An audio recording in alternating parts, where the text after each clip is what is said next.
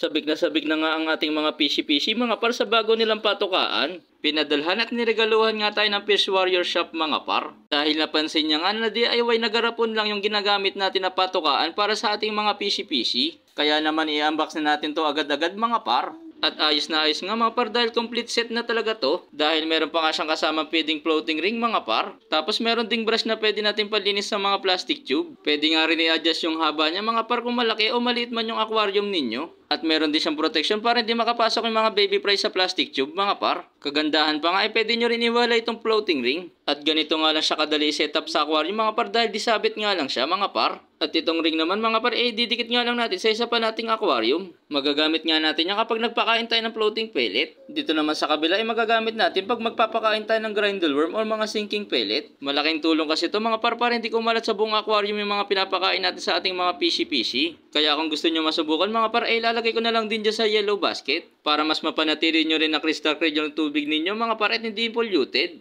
Happy fish keeping!